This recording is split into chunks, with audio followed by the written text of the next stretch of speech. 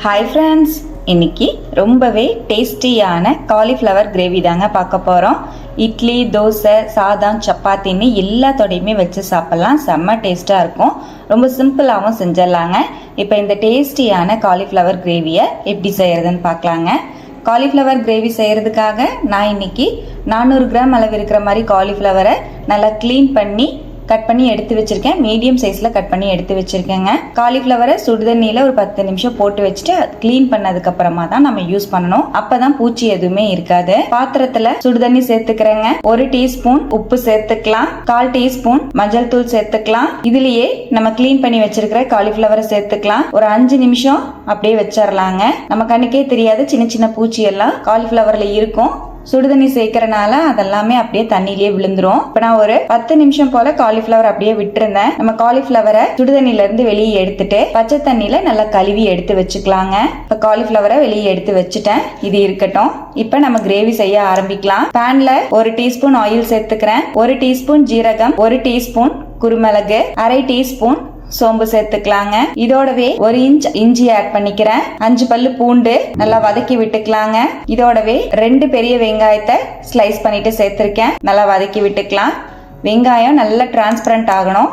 அந்த அளவு வதக்கி எடுத்துக்கோங்க. பாருங்க, வெங்காயம் நல்லா டிரான்ஸ்பரண்ட் ஆயிருச்சு. ஒரு 2 நிமிஷம் ஹை ஃப்ளேம்லயே நல்லா வதக்கிட்டேன். இதோடவே 1 டேபிள் ஸ்பூன் அளவுக்கு தேங்காவை பொடியா கட் பண்ணிட்டு சேர்த்துக்கலாம். நல்லா வதக்கி விட்டுக்கலாம். தேங்காவையும் சேர்த்து மீடியம் ஃப்ளேம்ல ஒரு 2ல இருந்து 3 நிமிஷம் நல்லா வதக்கிட்டு நம்ம வதக்கி வச்சிருக்கிற வெங்காயம், தேங்காய், மிளகு, ஜீரகம் எல்லாத்தையும் மிக்ஸி ஜாருக்கு மாத்திக்கலாங்க. இப்ப இதோடவே 1 டேபிள் ஸ்பூன் கொத்தமல்லி தூள், 1/2 டேபிள் ஸ்பூன் மிளகாய் தூள், 1/2 டேபிள் ஸ்பூன் சிக்கன் மசாலா சேர்த்துக்கலாங்க. சிக்கன் மசாலா, மட்டன் மசாலா நீங்க எது வேணாலும் ஆட் பண்ணிக்கலாம். தேவையான அளவுக்கு தண்ணி சேர்த்து நல்லா நைஸா அரைச்சு எடுத்துட்டு வந்துடலாம். பாருங்க, நம்ம மசாலா ரெடி ஆயிடுச்சு.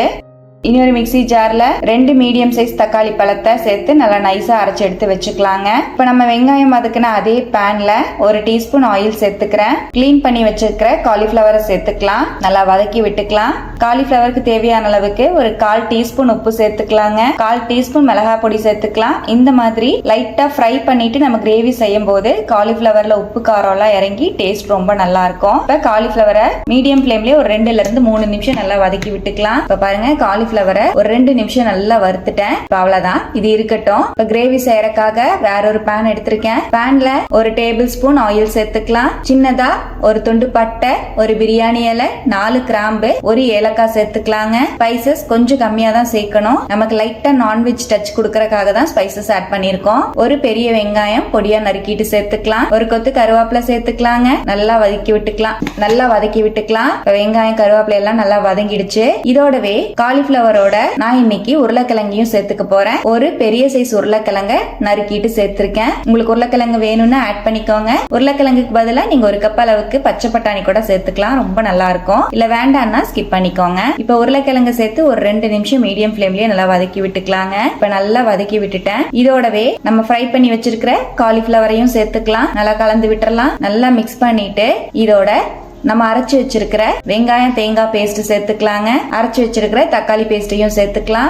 நல்லா கலந்து விட்டுறலாம். நம்ம சேர்த்திருக்கிற மசாலா எல்லாமே ஒன்னா காலிஃபிளவர் உருளைக்கிழங்கோட மிக்ஸ் ஆகுற மாதிரி மீடியம் ஃப்ளேம்லயே ஒரு 2 நிமிஷத்துக்கு கலந்து விடுங்க. இப்ப நல்லா கலந்துட்டேன். இதோடவே கிரேவிக்கு தேவையான அளவுக்கு தண்ணி சேர்த்துக்கலாம். மிக்ஸி ஜார் அலசி நான் ஒரு 2 கப் அளவுக்கு தண்ணி சேர்த்திருக்கேங்க. மிக்ஸ் பண்ணிட்டு தேவையான அளவுக்கு உப்பு சேர்த்துக்கலாங்க. நான் 1 டேபிள் ஸ்பூன் உப்பு சேர்த்துக்கிறேன். நல்லா மிக்ஸ் பண்ணி விட்டுக்கலாம். நல்லா கலந்துட்டு ஹை ஃப்ளேம்லயே ஒரு 5 நிமிஷம் விட்டுறலாங்க. நல்லா கொதிக்கட்டும். இடையில கலந்து விட்டுக்கலாம். இப்ப பாருங்க, நம்ம கிரேவி நல்லா கொதி வர ஆரம்பிச்சிருச்சு. நல்லா கலந்து விட்டுக்கலாம். இப்ப மீடியம் ஃப்ளேம்ல ஒரு 2 நிமிஷத்துக்கு அப்படியே மூடி வச்சிடலாங்க. அவ்வளவுதான், நம்ம காலிஃபிளவர் கிரேவி சூப்பரா ரெடி ஆயிடுச்சுங்க. நல்லா திக்கா இருக்கு. நான் இந்த கன்சிஸ்டன்சில வச்சிருக்கேன். சப்பாத்திக்குங்கிறனால நீங்க சாதத்துக்கோ இல்ல இட்லி தோசைக்கோ செய்யற மாதிரி இருந்தா இன்னும் கூட கொஞ்சம் தண்ணி வந்து ஆட் பண்ணிக்கோங்க. அவ்வளவுதான், ரொம்பவே சிம்பிளான காலிஃபிளவர் கிரேவி சூப்பரா ரெடி ஆயிடுச்சு. ஸ்டவ் அணைச்சிட்டு நறுக்கின மல்லித்தலை சேர்த்துக்கலாங்க. நல்லா கலந்து விட்டுறலாம். ரொம்பவே டேஸ்ட் சூப்பரா இருக்குங்க. நான்வெஜ் ஸ்டைல்ல சூப்பர் டேஸ்டியான காலிஃபிளவர் கிரேவியை இந்த மாதிரி செஞ்சு பாருங்க. இட்லி, தோசை, சாதம், சப்பாத்தி, பரோட்டான்னு எல்லாத்தோடையுமே வச்சு சாப்பிடலாங்க. செம்ம டேஸ்டா இருக்கும். கண்டிப்பா இது போல நீங்களும் ட்ரை பண்ணி பார்த்துட்டு எப்படி வந்ததுன்னு கமெண்ட்ல மறக்காம என் கூட ஷேர் பண்ணிக்கோங்க. நம்ம சேனல்ல இப்பதான் ஃபர்ஸ்ட் டைம் பாக்குறீங்கன்னா சப்ஸ்கிரைப் பண்ணி பக்கத்துல இருக்கிற பெல் ஐகானை பிரஸ் பண்ணி வச்சுக்கோங்க. லைக் பண்ணிக்கோங்க. ஃப்ரெண்ட்ஸ் அண்ட் ரிலேட்டிவ்ஸோட ஷேர் பண்ண மறந்துடாதீங்க ஃப்ரெண்ட்ஸ். தேங்க்யூ.